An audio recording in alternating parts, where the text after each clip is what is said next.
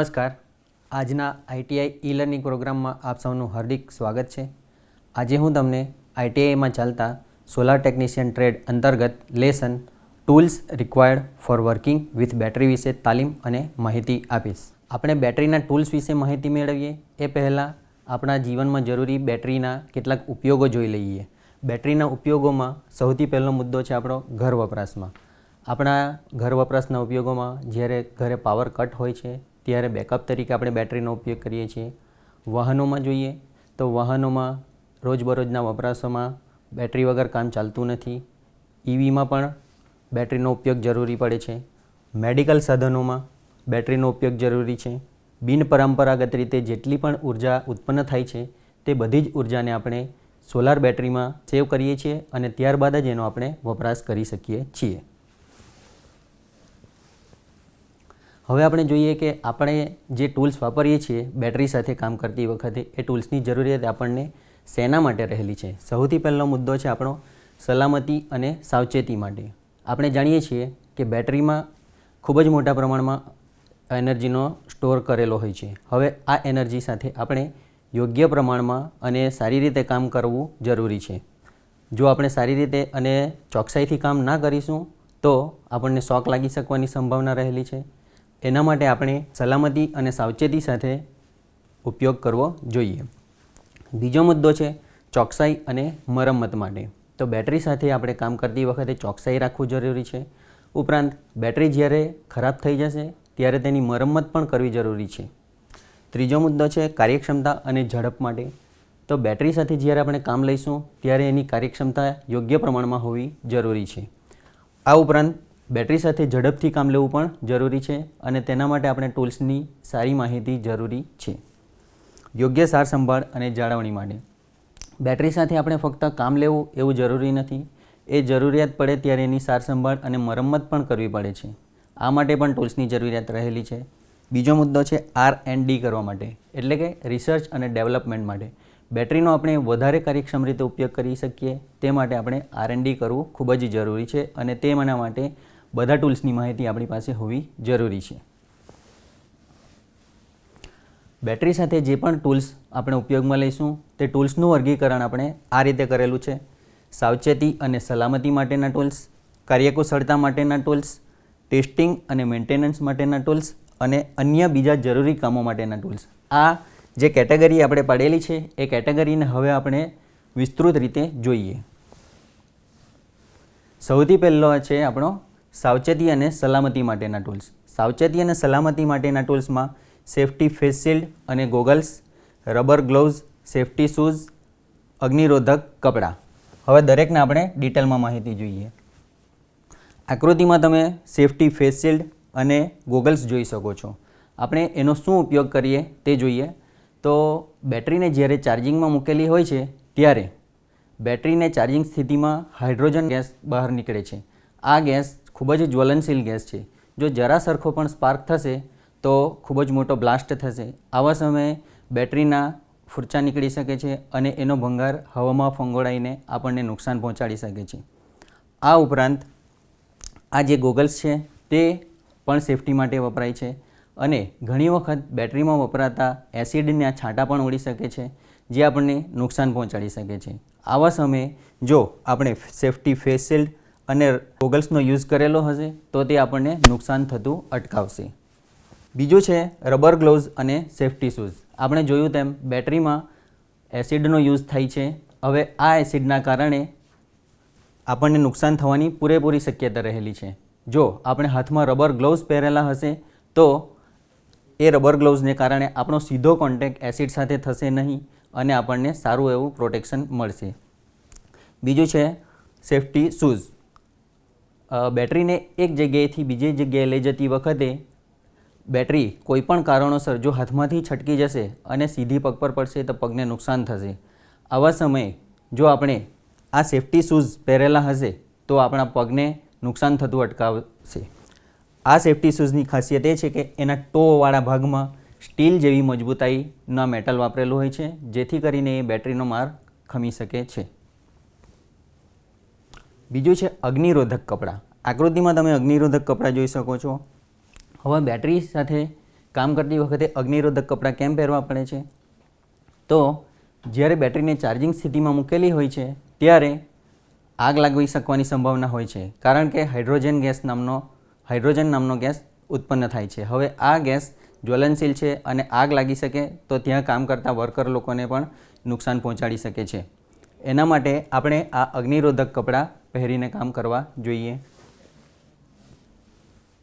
હવે જોઈએ કાર્યકુશળતા માટેના સાધનો. કાર્યકુશળતા માટેના સાધનોને આપણે આટલી કેટેગરીમાં ડિવાઈડ કરેલા છે.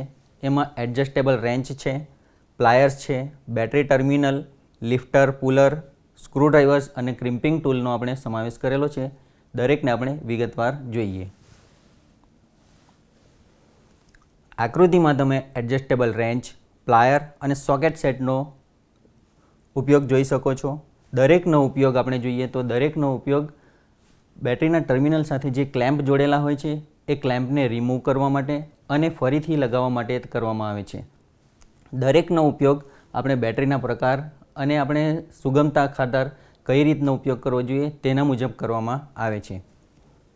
એડજસ્ટેબલ રેન્ચ અને સોકેટ સેટમાંથી સૌથી સારી રીતે સોકેટ સેટની મદદથી કામ કરી શકીએ છીએ, પરંતુ જો સોકેટ સેટ અવેલેબલ ના હોય તો આપણે આ એડજસ્ટેબલ રેન્ચનો ઉપયોગ કરવો જોઈએ. આ પ્લાયર જે છે એ પ્લાયર એ ખાસ બેટરીના ટર્મિનલ સાથે જોડેલ ક્લેમ્પને અલગ કરવા માટે ઉપયોગ કરવામાં આવે છે. આ જે પ્લાયર છે એ પ્લાયર ઇલેક્ટ્રિશિયન પ્લાયર કરતાં અલગ ટાઈપની પ્લાયર છે. હવે આ પ્લાયરને આપણે વાપરતી વખતે કેટલાક મુદ્દાઓ છે કે જે ધ્યાનમાં રાખવા જરૂરી છે. પ્લાયરને હેમર તરીકે વાપરવી નહીં. આપણી આદત એવી હોય છે કે હાથમાં જે આવે છે તેને આપણે હેમર તરીકે યુઝ કરીએ છીએ, પરંતુ આ પ્લાયર હેમર તરીકે વાપરવી ના જોઈએ. જો આપણે હેમર તરીકે વાપરીશું તો પ્લાયરને નુકસાન થશે અને બેટરીના ટર્મિનલને પણ નુકસાન થશે. બીજો મુદ્દો છે વાયર કાપવા નહીં. આ પ્લાયર જે છે એ પ્લાયર વાયર કાપવા માટેની નથી. એનાથી ફક્ત બેટરીના ટર્મિનલ સાથે જ કામ લેવું જોઈએ. યોગ્ય પ્રકારની પ્લાયરનો ઉપયોગ કરવો જોઈએ. એમ તો આપણે ઇલેક્ટ્રિશિયન પ્લાયરનો પણ ઉપયોગ કરી શકીએ છીએ, પરંતુ આ જે પ્લાયર છે એ પ્લાયરનો જ આપણે બેટરીના ટર્મિનલ સાથે કામ કરતી વખતે ઉપયોગ કરવો જોઈએ. પ્લાયરને સારી સ્થિતિમાં રાખવી જોઈએ. તો પ્લાયર સાથે આપણે કામ લેતી વખતે પ્લાયર ચોખ્ખી હોવી જોઈએ, ઉપરાંત એના પર અન્ય કોઈ ચીકણા પદાર્થ હોવા ના જોઈએ. ટર્મિનલને અતિશય ટાઈટ ન કરવા જોઈએ. જ્યારે આપણે પ્લાયરની મદદથી બેટરીના ટર્મિનલને ટાઈટ કરીએ ત્યારે અતિશય ટાઈટ કરવા ન જોઈએ. જો આમ કરીશું તો બેટરીના ટર્મિનલને નુકસાન થશે અને બેટરીના પ્લાયરને પણ નુકસાન થશે. આકૃતિમાં તમે બેટરી ટર્મિનલ લિફ્ટર જોઈ શકો છો કે જેને આપણે પુલર તરીકે પણ ઓળખી શકીએ છીએ. અહીં તમે એક બેટરીના ટર્મિનલ સાથે બેટરીના ટર્મિનલ લિફ્ટર કે જેને પુલર કહેવામાં આવે છે તે જોઈ શકો છો. એનો ઉપયોગ પણ બેટરીના ટર્મિનલથી ક્લેમ્પને અલગ કરવા માટે થાય છે. ટર્મિનલ પુલર વાપરવાના ફાયદા જોઈએ તો તૂટફૂટ અટકાવે છે. આ બેટરી ટર્મિનલ પુલર જે છે તે ફક્ત અને ખાસ રીતે બેટરીના ટર્મિનલ સાથે ક્લેમ્પને અલગ કરવા માટે વપરાશ કરવામાં આવે છે, જેથી કરીને મોટાભાગે તૂટફૂટ અટકાવે છે. બીજો મુદ્દો છે બેટરીના કનેક્શન સરળતાથી અલગ કરે છે. આ ટર્મિનલ પુલર બેટરીના ટર્મિનલને માટે જ બનેલું છે, જેથી કરીને એ સરળતાથી અલગ કરે છે. સમયની બચત થાય છે, તો કામની ઝડપ વધે છે અને સમયની બચત પણ સારી એવી થાય છે. અગાઉના મુદ્દો જોઈએ તો સ્ક્રૂડ્રાઈવર્સ. આપણી પાસે આકૃતિમાં બે પ્રકારના સ્ક્રૂડ્રાઈવર્સ બતાવવામાં આવેલા છે. પ્રથમ સ્ક્રૂડ્રાઈવર્સ છે એ ફિલિપ્સ હેડ પ્રકારનું સ્ક્રૂડ્રાઈવર છે અને બીજું સ્ક્રૂડ્રાઈવર છે એ ફ્લેટ હેડ પ્રકારનું સ્ક્રૂડ્રાઈવર છે. સ્ક્રૂડ્રાઈવર્સ વાપરતી વખતે કેટલાક મહત્ત્વના મુદ્દાઓ ચર્ચા કરી લઈએ. તો બેટરી કમ્પાર્ટમેન્ટ ઓપન કરવા માટે, બીજું છે બેટરીના ટર્મિનલ માટે. તો બેટરીના ટર્મિનલ સાથે જે ક્લેમ્પ લગાવેલા હોય છે એ ક્લેમ્પને ફિટ કરવા માટે અને ફરી પાછા ઓપન કરવા માટે પણ થાય છે. બેટરી બદલવા માટે, તો બેટરી જ્યારે ડિસ્ચાર્જ થઈ જાય છે તો એની જગ્યાએ બેટરી બદલવા માટે અને બીજી બેટરી મૂકવા માટે પણ આ સ્ક્રૂડ્રાઈવરનો ઉપયોગ થાય છે. ઇન્સ્યુલેટેડ સ્ક્રૂડ્રાઈવર્સનો ઉપયોગ જોઈ લઈએ.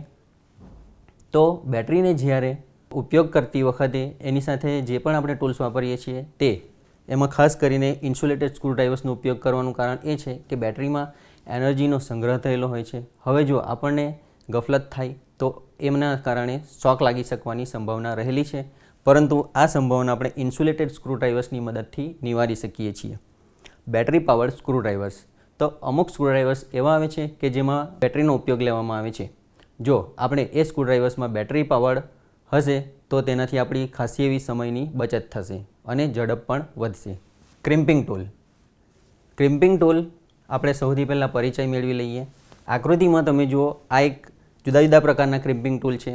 સૌથી પહેલાં ક્રિમ્પિંગ ટૂલનો પરિચય લઈએ. તો ક્રિમ્પિંગ ટૂલ એ એક એવું સાધન છે કે જે બેટરીના ટર્મિનલમાંથી આપણે જે સપ્લાય લેવાનો છે તેની અને કેબલની સાથે સારું એવું મજબૂત જોડાણ પૂરું પાડે છે. બીજો મુદ્દો છે ક્રિમ્પિંગ ટૂલ કેવી રીતે કામ કરે છે. તો ક્રિમ્પિંગ ટૂલને આપણે ઉપયોગમાં લેવા માટે કેબલની સાઇઝ અને લગની સાઇઝ નક્કી કરો. ત્યારબાદ કેબલ પરથી ઇન્સ્યુલેશન રિમૂવ કરો, ઉતારેલા ઇન્સ્યુલેશન, અને ત્યારબાદ જે કેબલ બચે છે તેમાં આપણે લગને ઇન્સર્ટ કરો. હવે આ ઇન્સર્ટ કરેલા કેબલ અને લગને ક્રિમ્પિંગ ટૂલની વચ્ચેથી મજબૂતાઈથી પકડો અને ક્રિમ્પિંગ ટૂલની મદદથી એને જોડાણ તૈયાર કરો. ક્રિમ્પિંગ ટૂલના પ્રકારો. ક્રિમ્પિંગ ટૂલના આટલા પ્રકાર પડે છે. એમાં સૌથી પહેલું છે manual crimping tool, hydraulic crimping tool અને બેટરી સંચાલિત ક્રિમ્પિંગ ટૂલ. ક્રિમ્પિંગ ટૂલના પ્રકારોમાં આવે છે. ક્રિમ્પિંગ ટૂલ વાપરવાના ફાયદા. ક્રિમ્પિંગ ટૂલ વાપરવાને કારણે આપણે સોલ્ડરિંગ નિવારી શકીએ છીએ કે જે એક સોલ્ડરિંગનો સારો ઓપ્શન છે. એનાથી મજબૂતાઈથી જોડાણ આપણને મળે છે. ક્રિમ્પિંગ ટૂલના ઉપયોગ. ક્રિમ્પિંગ ટૂલના ઉપયોગ જુદી જુદી જગ્યાએ થાય છે. એમાં આપણે સૌથી પહેલો ઉપયોગ જોઈએ તો ઓટોમોબાઈલ ઇન્ડસ્ટ્રીઝમાં. ઓટોમોબાઈલ ઇન્ડસ્ટ્રીઝમાં બેટરીમાંથી સપ્લાય લેતી વખતે આપણે જે કેબલ કનેક્શન પ્રોવાઈડ કરીએ છીએ તે ક્રિમ્પિંગ ટૂલની મદદથી તૈયાર કરવામાં આવે છે. ઇન્ડસ્ટ્રીઝમાં પણ બેટરી જ્યાં જ્યાં વપરાતી હોય તેમાંથી સપ્લાય લેવા માટે જે જોડાણ કરવામાં આવે છે તે ક્રિમ્પિંગ ટૂલની મદદથી કરવામાં આવે છે.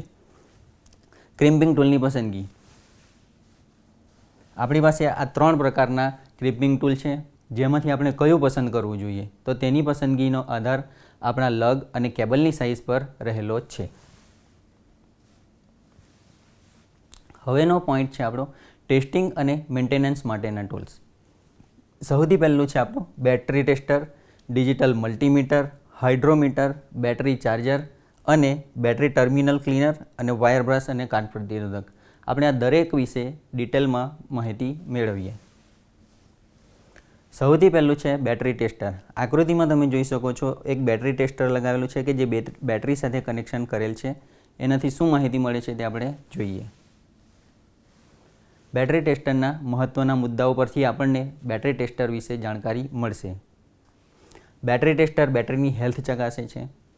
બેટરી ટેસ્ટરના ઉપયોગો જોઈશું અને બેટરી ટેસ્ટરના પ્રકાર જોઈશું. બેટરી ટેસ્ટરની મદદથી બેટરીની હેલ્થ કેવી રીતે ખબર પડે છે.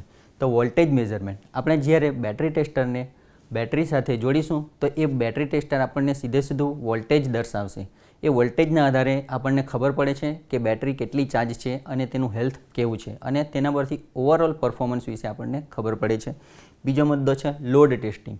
બેટરીને આપણે અમુક પ્રમાણમાં એમાંથી કરંટ ખેંચીને બેટરીને જ્યારે એકચ્યુઅલ કન્ડિશનમાં મૂકવાની હોય છે ત્યારે એ ખરેખર લોડને સપ્લાય આપી શકશે કે કેમ તેની માહિતી આપણને આ લોડ ટેસ્ટરની મદદથી ખબર પડે છે. Capacity testing. અમુક બેટરીના બચેલા ચાર્જિંગ કન્ડિશન વિશે આપણને માહિતી આપે છે કે જેથી હવે બેટરી કેટલી ચાલશે તે મુજબ આપણને ખ્યાલ આવે છે. Internal resistance measurement.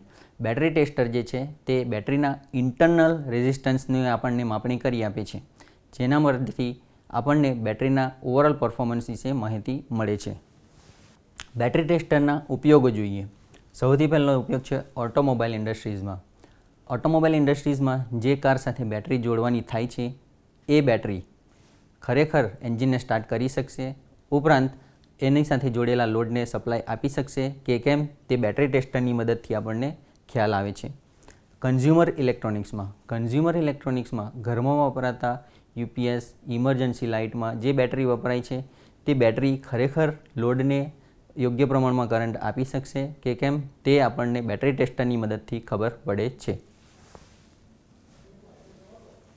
બેટરી ટેસ્ટરના પ્રકાર જોઈ લઈએ. Digital battery tester. Digital battery tester જે છે એ માઇક્રો પ્રોસેસર આધારિત અને એલસીડી સ્ક્રીન એના પર હોય છે, જે પણ ડેટા હશે તે આપણને ડિસ્પ્લે કરશે. બીજો પ્રકાર છે એનાલોગ બેટરી ટેસ્ટર. આ એનાલોગ બેટરી ટેસ્ટર એ ડાયલ અને નીડલની મદદથી આપણને બેટરીના ડેટા આપશે. લોડ ટેસ્ટર એમાં અમુક માત્રામાં કરંટ ડ્રો કરીને બેટરીના પરફોર્મન્સ વિશે માહિતી મેળવવામાં આવે છે. સ્પેશિયલ ટેસ્ટર લિથિયમ આયન પ્રકારની બેટરી માટે સ્પેશિયલ ટેસ્ટર બનેલા હોય છે. બેટરી ટેસ્ટરના ફાયદા જોઈ લઈએ તો બેટરીના પરફોર્મન્સ આપણને પહેલેથી જ ખબર પડી જાય છે, જેથી કરીને એની અણધારી નિષ્ફળતા નિવારી શકાય છે. શ્રેષ્ઠ કામગીરીની ખાતરી આપે છે. બેટરીના પરફોર્મન્સ આપણને અગાઉથી જ ખબર પડી જાય છે, જેથી કરીને એ શ્રેષ્ઠ કામગીરી આપે છે. બેટરીની લાઈફ વધારવામાં મહત્ત્વનો ભાગ ભજવે છે. આકૃતિમાં હવે તમે ડિજિટલ મલ્ટીમીટર જોઈ શકો છો. આ ડિજિટલ મલ્ટીમીટર એ બેટરી માટે એક અગત્યનું સાધન છે. મલ્ટીમીટરના ઉપયોગો જોઈએ તો વોલ્ટેજ માપવા માટે. સૌથી પહેલાં વોલ્ટેજ માપવા માટે આપણે મલ્ટીમીટરનો ઉપયોગ કઈ રીતે કરીશું તે જોઈએ. વોલ્ટેજ માપવા માટે સૌથી પહેલાં મલ્ટીમીટરના રેડ પ્રોબને બેટરીના પોઝિટિવ પ્રોબ સાથે અને બ્લેક પ્રોબને બેટરીના નેગેટિવ ટર્મિનલ સાથે કનેક્ટ કરો. આમ કરવાથી વોલ્ટેજ માપવામાં મદદરૂપ થાય છે. અને બેટરીમાંના જે વોલ્ટેજ છે એ વોલ્ટેજ ડીસી વોલ્ટેજ હોવાથી સૌથી પહેલાં આપણે મલ્ટીમીટરને ડીસી રેન્જ પર સેટ કરવી જોઈએ. ત્યારબાદ આપણને વોલ્ટેજ મળશે. હવે આ વોલ્ટેજના આધારે બેટરી એકચ્યુઅલ કેટલી ચાર્જિંગ છે તે ખ્યાલ આવશે. કરંટ માપવા માટે હવે બેટરી અને મલ્ટીમીટર વચ્ચે એક લોડ જોડીને આપણે રીડિંગ લેવું જોઈએ, જેથી કરીને આપણને કરંટની વેલ્યુ મળે છે. આ કરંટની વેલ્યુના આધારે આપણને એ ખ્યાલ આવે છે કે બેટરી જ્યારે લોડ સાથે જોડવામાં આવે છે ત્યારે ખરેખર લોડને અનુરૂપ કરંટ આપી શકશે કે નહીં. અન્ય મુદ્દો છે રેઝિસ્ટન્સ માપવા માટે. મલ્ટીમીટરને હવે આપણે ઓમની રેન્જ પર સેટ કરવું જોઈએ, જેથી કરીને આપણે એનો રેઝિસ્ટન્સ માપી શકીએ. આ રેઝિસ્ટન્સ પરથી બેટરીનો પરફોર્મન્સ ખબર પડે છે. જો રેઝિસ્ટન્સ વધુ આવે તો બેટરી નબળી અને રેઝિસ્ટન્સ ઓછું આવે તો બેટરી સારી કહેવાશે. હવે આપણે જોઈએ કે બેટરી અને ઇન્ટરનલ રેઝિસ્ટન્સ સાથે કેટલાક મુદ્દાઓ છે તે જોઈએ કે ઇન્ટરનલ રેઝિસ્ટન્સ પરથી આપણને બેટરીના પરફોર્મન્સ વિશે શું માહિતી મળે છે. ઇન્ટરનલ રેઝિસ્ટન્સ અને કરંટ ફ્લો. આપણે મલ્ટીમીટરની મદદથી જે રેઝિસ્ટન્સ માપીશું તે રેઝિસ્ટન્સ જે આવે તે, પરંતુ એના પરથી આપણને બેટરીના પરફોર્મન્સ વિશે માહિતી મળશે. જો બેટરીનો રેઝિસ્ટન્સ વધારે આવશે તો એનો પરફોર્મન્સ નબળું પડશે. એ કરંટ ફ્લોમાં અડચણરૂપ થશે અને બેટરીનું પરફોર્મન્સ નબળું થશે. વોલ્ટેજ પર અસર. જો બેટરીના રેઝિસ્ટન્સ વધારે હશે તો વોલ્ટેજ ડ્રોપ પણ વધારે થશે અને બેટરી નબળી પડશે. આઈડિયલ વર્સિસ રિયાલિટીમાં જોઈએ તો એમ જોઈએ તો બેટરીના રેઝિસ્ટન્સ 0 ઓમ હોવા જોઈએ, પણ તે તો પોસિબલ છે જ નહીં. બેટરીના રેઝિસ્ટન્સ 0.02 ઓમથી લઈને 0.04 ઓમ હોય છે, જે બેટરીના ઇલેક્ટ્રોલાઇટ અને એની ઇન્ટરનલ રચના પર આધારિત હોય છે. હવે આપણે જોઈએ ઇન્ટરનલ રેઝિસ્ટન્સને અસર કરતા પરિબળો. તો બેટરીના ઇન્ટરનલ રેઝિસ્ટન્સને બેટરીની સાઇઝ અસર કરે છે. બેટરીના સાઇઝ પર જોઈએ તો મોટી બેટરીમાં ઇન્ટરનલ રેઝિસ્ટન્સ ઓછી હોય છે, જે નાની બેટરીમાં ઇન્ટરનલ રેઝિસ્ટન્સ વધારે હોય છે. મટીરિયલ. બેટરીમાં વપરાતા ઇલેક્ટ્રોલાઇટ અને એના સેપરેટર પર પણ આધાર રાખે છે. તાપમાન. બેટરી જે કન્ડિશનમાં રાખેલી હોય છે તે તાપમાન પણ બેટરીના ઇન્ટરનલ રેઝિસ્ટન્સ પર અસર કરે છે. આકૃતિમાં તમે હાઇડ્રોમીટર જોઈ શકો છો. હાઇડ્રોમીટર સાધનની રચના જોઈએ તો કાચની બનેલી પોલી ભૂંગળી છે. તેમાં ઉપર અને નીચે ફ્લેક્સિબલ રબરના ભાગ છે. આ ઉપરના ભાગને બોલ કહેવાશે અને નીચેના ભાગની નોઝલ જેવી રચના કે જે બેટરીમાંથી ઇલેક્ટ્રોલાઇટને ખેંચવામાં મદદરૂપ થાય છે. હાઇડ્રોમીટરનો ઉપયોગ સ્પેસિફિક ગ્રેવિટી માપવા માટે થાય છે. હવે આપણે હાઇડ્રોમીટરની મદદથી સ્પેસિફિક ગ્રેવિટી કઈ રીતે માપીશું તેના વિશે આપણે જોઈ લઈએ. સૌથી પહેલાં હાઇડ્રોમીટરને રેડી કરવું. તો આપણી પાસે જે હાઇડ્રોમીટર અવેલેબલ છે તેને કોરા કટકાની મદદથી સાફ કરો. એની અંદર કોઈપણ જાતનો ભેજ ના હોવો જોઈએ. બેટરીને રેડી કરો. બેટરીમાંથી ઇલેક્ટ્રોલાઇટ ખેંચતી વખતે આપણે ડાયરેક્ટ સીધું ખેંચવાનું રહેતું નથી. એને પહેલાં ચાર્જિંગમાં મૂકવું જોઈએ અને ત્યારબાદ થોડો સમય સ્ટેબલ થાય ત્યારબાદ એની અંદરના ઇલેક્ટ્રોલાઇટનું રીડિંગ લેવું જોઈએ. ઇલેક્ટ્રોલાઇટ ખેંચવું. હવે હાઇડ્રોમીટરને રેડી કરો અને બેટરીની પાસે જઈને તેમાં જે જેટલા પણ કમ્પાર્ટમેન્ટ છે તે દરેક કમ્પાર્ટમેન્ટના ઉપરની કેપ ઓપન કરો યોગ્ય સાધનોની મદદથી. હવે કોઈ પણ એક કમ્પાર્ટમેન્ટ નક્કી કરો.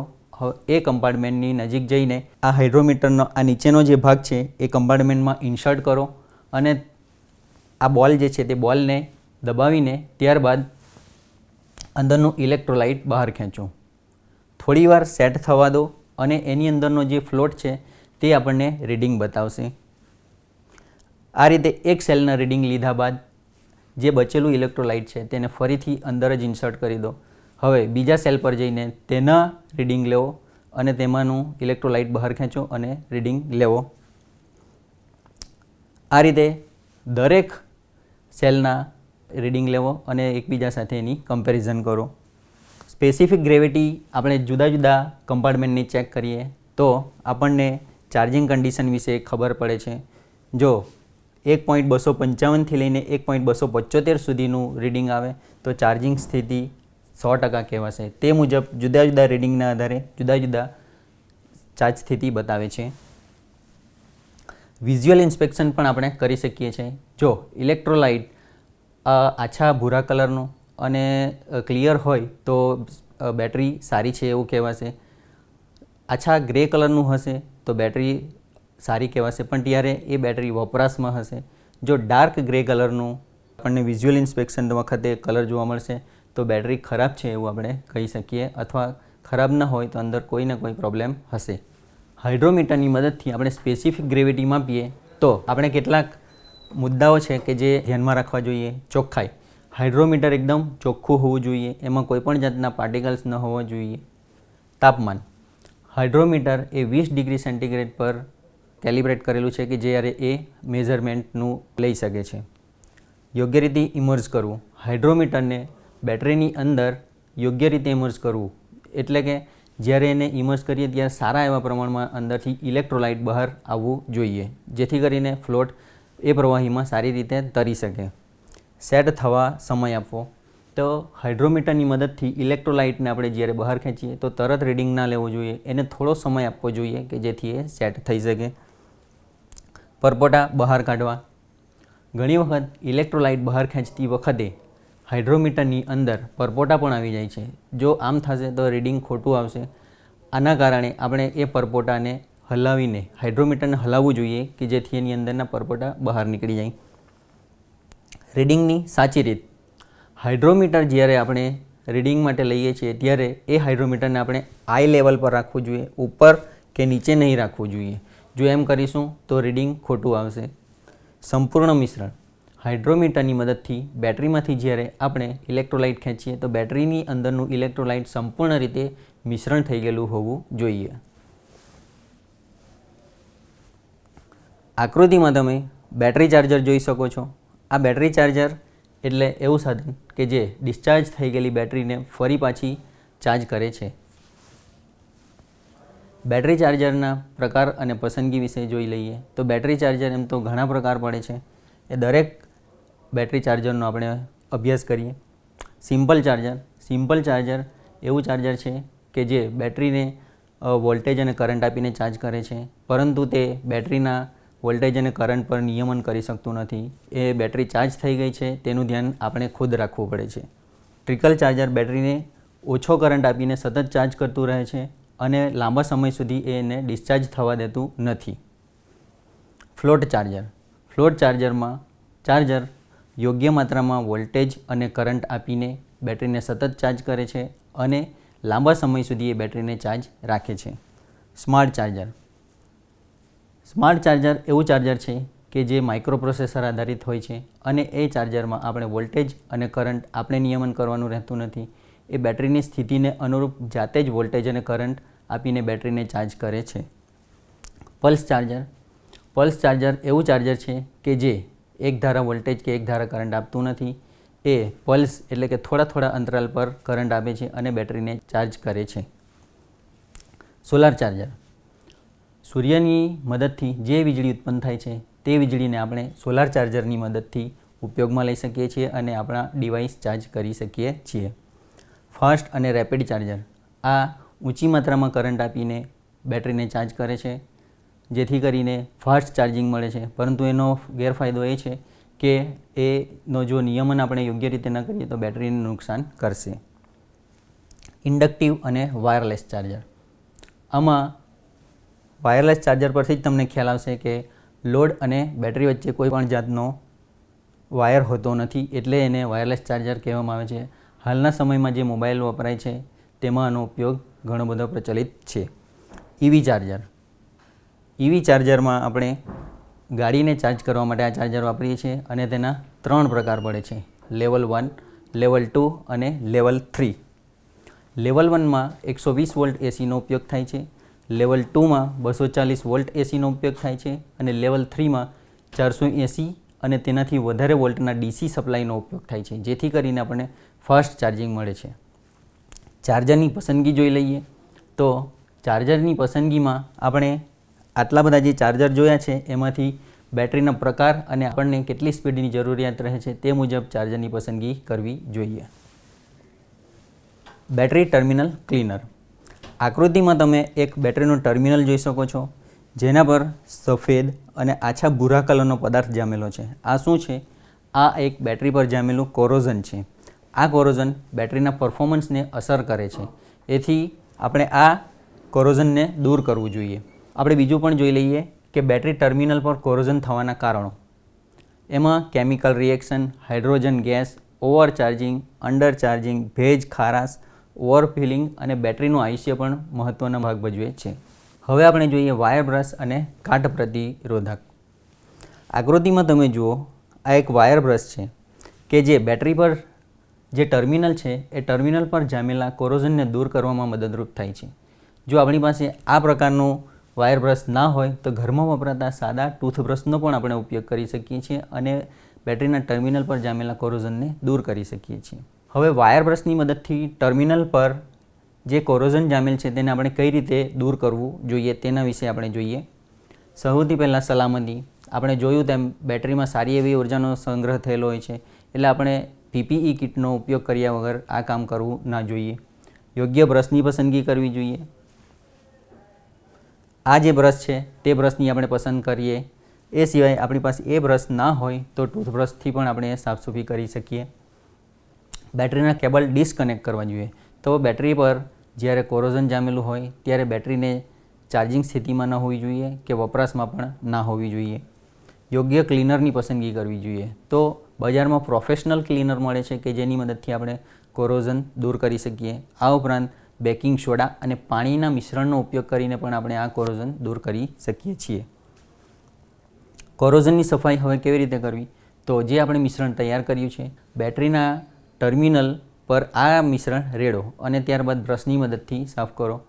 સાફસૂફી થઈ ગયા પછી પાણી અને કટકાથી સાફ સફાઈ કરો અને ટર્મિનલ પ્રોટેક્ટર લગાવવું. પાણી અને કટકાથી સાફ સફાઈ કર્યા પછી એને થોડો સમય સુકાવા દેવું જોઈએ અને ત્યારબાદ ટર્મિનલ પ્રોટેક્ટર લગાવવું જોઈએ. ટર્મિનલ પ્રોટેક્ટર આ રીતનું બેટરી ટર્મિનલ પ્રોટેક્ટર આવે છે. ઉપરાંત જો આપણી પાસે એ ન હોય તો આપણે પેટ્રોલિયમ જેલીનો પણ આપણે ઉપયોગ કરી શકીએ છીએ. કેબલનું જોડાણ ફરી કરી દો. જે બેટરીને આપણે સાફસૂફી માટે અલગ કરેલ છે તેને પાછા કેબલ જોડીને વપરાશમાં લઈ શકો છો. હવે આપણે જોઈએ બીજા જરૂરી કામ માટેના ટૂલ્સ. એમાં અગ્નિશામક, સાફ સફાઈ માટેના સાધનો, બેટરી કેરિયર અને લિફ્ટિંગ સ્ટ્રેપ વિશે આપણે માહિતી મેળવીએ. અગ્નિશામકનો પહેલો મુદ્દો લઈએ તો આકૃતિમાં તમે એક અગ્નિશામક જોઈ શકો છો. એ અગ્નિશામક લિથ એક્સ પ્રકારનું અગ્નિશામક છે. આ સામાન્ય રીતે વપરાતા ABCD ફાયર એક્સટિંગ્યુશર કરતાં અલગ પ્રકારનું ફાયર એક્સટિંગ્યુશર છે. આ ફાયર એક્સટિંગ્યુશર ફક્ત બેટરીથી લાગેલી આગને ઓલવવા માટે થાય છે, કારણ કે બેટરીથી લાગેલી આગ એ વધારે ટેમ્પરેચરવાળી હોય છે, જેના પર અન્ય ક્લાસના ફાયર એક્સટિંગ્યુશરનો વપરાશ થતો નથી. હવે આપણે બેટરીને કારણે જ્યારે આગ લાગે છે ત્યારે જે અગ્નિશામક વાપરવાનો થાય છે તે મહત્ત્વના મુદ્દાઓ આપણે જોઈ લઈએ. યોગ્ય અગ્નિશામક પસંદ કરવું. અગાઉ આપણે જોયું તેમ ક્લાસ ABCD ફાયર એક્સટિંગ્યુશરનો ઉપયોગ થતો નથી, એના માટે લિથ એક્સ પ્રકારના ફાયર એક્સટિંગ્યુશરનો ઉપયોગ કરવો જોઈએ. અગ્નિશામક ઉપયોગ કરવા માટેની 5 પદ્ધતિ. એમાં જ્યારે બેટરી પાસે આગ લાગેલી હોય છે ત્યારે સૌથી પહેલાં આપણે ફાયર એક્સટિંગ્વિશર અગ્નિ પાસે લઈ જવું જોઈએ. હેન્ડલ પ્રેસ કરીને બેટરીમાં લાગેલી આગને હોલવવી જોઈએ. સાવચેતી: બેટરીને આગ હોલવતા પહેલાં બેટરીના સાથે જે સપ્લાય જોડેલો છે તેને આપણે ડિસ્કનેક્ટ કરી દેવો જોઈએ. જરૂરી સૂચનોમાં આપણે જોઈએ તો બેટરી સાથે જે પણ વર્કર કામ કરે છે તેને યોગ્ય તાલીમ આપવી જોઈએ કે જેથી જ્યારે આગ લાગે ત્યારે એ અગ્નિશામકનો યોગ્ય રીતે ઉપયોગ કરી શકે અને સમયાંતરે આપણે આ અગ્નિશામકોને પરીક્ષણ પણ કરતા રહેવું જોઈએ. હવે આપણે સાફ સફાઈ માટેના સાધનો જોઈએ તો સાફ સફાઈના સાધનોમાં booms, chemical absorbent pillow, baking soda, calcium carbonate powder, waste collect કરવા માટેના પ્લાસ્ટિકના સાધનો અને વેસ્ટ નિકાલ માટેની બેગનો સમાવેશ થાય છે. સૌથી પહેલાં આપણે બૂમ્સ જોઈએ તો બૂમ્સ એ આ આકૃતિમાં દર્શાવેલ છે કે જે કેમિકલ ફેલાય છે ત્યારે તેને અટકાવવા માટે ઉપયોગી છે અને જે પેડ વપરાય છે તે કેમિકલને શોષવા માટે ઉપયોગ થાય છે. જો કેમિકલ વધારે પ્રમાણમાં ફેલાઈ ગયેલું હોય તો આ આકૃતિમાં દર્શાવ્યા મુજબના પીલોનો ઉપયોગ કરવામાં આવે છે કે જે કેમિકલને શોષી લે છે. આપણે આ સાફ સફાઈના પગલાં ભરતી વખતે પીપીઈ કિટનો ઉપયોગ કરવો ખૂબ જ જરૂરી છે કે જેથી કરીને આપણા શરીરના ભાગોને નુકસાન ન થાય. સાવચેતીના પગલાં રૂપે આપણે જ્યારે કેમિકલ ખૂબ જ ફેલાઈ ગયેલું હોય ત્યારે જાતે નિયંત્રણ કરવાની જરૂર રહેતી નથી. એના માટે ઇમરજન્સી કોન્ટેક્ટનો સંપર્ક સાધવો જોઈએ. નેક્સ્ટ ટોપિક છે આપણો બેટરી કેરિયર અને લિફ્ટિંગ સ્ટ્રેપ. આકૃતિમાં તમે બેટરી કેરિયર અને લિફ્ટિંગ સ્ટ્રેપ જોઈ શકો છો. આ બંનેનો ઉપયોગ બેટરીને એક જગ્યાએથી બીજી જગ્યાએ લઈ જવા માટે થાય છે. હવે બેટરી કેરિયરનો ઉપયોગ કરવો જોઈએ કે લિફ્ટિંગ સ્ટ્રેપનો ઉપયોગ કરવો જોઈએ તેનો આધાર બેટરીના પ્રકાર પર રહે છે. બેટરીના ટર્મિનલ ઉપર છે કે સાઈડમાં છે તેના પર આપણે કયું પસંદગી કરવી જોઈએ તે બેટરી કેરિયર અને લિફ્ટિંગ સ્ટ્રેપની પસંદગી એ બેટરીના પ્રકાર પર આધાર રહેલી છે. આપણે બેટરી કેરિયર અને લિફ્ટિંગ સ્ટ્રેપનો ઉપયોગ કરતી વખતે સાવચેતી પણ રાખવી જોઈએ. દાખલા તરીકે બંને ઉપર કોઈ ચિકાસવાળો પદાર્થ ન હોવો જોઈએ. હવે આપણે થોડા MCQ વિશે ચર્ચા કરી લઈએ. નીચે દર્શાવેલા ટૂલ્સ પૈકી કયું ટૂલ બેટરી સાથે કામ કરતી વખતે વપરાતું નથી? ડિજિટલ મલ્ટીમીટર, સ્ક્રૂડ્રાઈવર, હાઇડ્રોમીટર અને હેક્સો. તો આપણે હેક્સોનો ઉપયોગ કરતા નથી. બીજો MCQ જોઈએ તો ડિજિટલ મલ્ટીમીટરનો ઉપયોગ શેના માટે કરવામાં આવે છે? બેટરીના ટર્મિનલ કટ કરવા માટે, વોલ્ટેજ અને કરંટ માપવા માટે, બેટરીના કનેક્શન કરવા માટે અને બેટરીના ટર્મિનલને ટાઈટ કરવા માટે. વોલ્ટેજ અને કરંટ માપવા માટે એ આપણો સાચો જવાબ છે. આગળનો MCQ જોઈએ તો બેટરીના ટર્મિનલ પર જમા થયેલ કોરોઝન દૂર કરવા માટે કયું ટૂલ વપરાશે? વાયર બ્રશનો, હેમર, હેક્સો અને બેટરી ટેસ્ટર. બેટરી પર જમા થયેલ કોરોઝન દૂર કરવા માટે આપણે વાયર બ્રશનો ઉપયોગ કરીશું. બેટરી સાથે કામ કરતી વખતે બેટરીને ડિસ્કનેક્ટ કરવાની જરૂરિયાત કેમ રહેલી છે? ઇલેક્ટ્રિકલ સિસ્ટમને ફાસ્ટ બનાવવા માટે, બેટરીના વોલ્ટેજ વધારવા માટે, ઇલેક્ટ્રિકલ સિસ્ટમને સ્લો કરવા માટે અને છેલ્લો ઓપ્શન છે ઇલેક્ટ્રિક શોકથી બચવા માટે. ઇલેક્ટ્રિક શોકથી બચવા માટે આપણે ડિસ્કનેક્ટ કરવાની જરૂરિયાત રહેલી છે. હવે આપણે જોઈએ કે આપણામાં કઈ કઈ સ્કિલનું ડેવલપ થશે. સૌથી પહેલી આપણામાં ટેકનિકલી કુશળતાઓ હશે. તો આ સંપૂર્ણ ચેપ્ટરનો અભ્યાસ કર્યો તો ટેકનિકલી કુશળતા આવશે. એના પરથી આપણામાં બેટરીના પોઝિટિવ ટર્મિનલ, નેગેટિવ ટર્મિનલ ઓળખવાની ટેકનિકલી કુશળતા આવશે. બેટરીને ચાર્જિંગમાં મૂકવાની પણ કુશળતા આવશે. વિજ્ઞાન આધારિત વિચારશક્તિ ડેવલપ થશે તો વોલ્ટેજ અને કરંટના નિયમોનો ખ્યાલ આવશે. સુરક્ષા અને જવાબદારી તો બેટરીના ટૂલ્સનો અભ્યાસ કરવાથી આપણને સુરક્ષાના કયા કયા પગલાં લેવા જોઈએ તેના વિશે ખ્યાલ આવશે. આપણામાં સંપૂર્ણ રીતે જવાબદારી આવશે કે કઈ કઈ સાવચેતી રાખવી જોઈએ. પ્રેક્ટિકલ સ્કિલ બેટરીના ચાર્જિંગનો ખ્યાલ આવશે. બેટરી જ્યારે ડિસ્ચાર્જ થઈ જશે ત્યારે એને ચાર્જિંગમાં મૂકવાની આપણને ખબર પડશે. ટીમવર્ક અને વાતચીત કરવાનું કૌશલ્ય આપણે જ્યારે ગ્રુપમાં કામ કરીશું ત્યારે આપણામાં ટીમવર્ક આપોઆપ ડેવલપ થશે અને વાતચીત કરવાનું કૌશલ્ય પણ ડેવલપ થશે. પ્રોબ્લેમ સોલ્વિંગ સ્કિલ સંપૂર્ણ ચેપ્ટરનો અભ્યાસ કરીશું તો આપણને બેટરીમાં જે પ્રોબ્લેમ આવશે તે પ્રોબ્લેમને સોલ્વ કરતાની આપણામાં કુશળતા આવી જશે. આ ચેપ્ટરનો અભ્યાસથી તમને સારી એવી કુશળતા આવી ગઈ હશે. આભાર.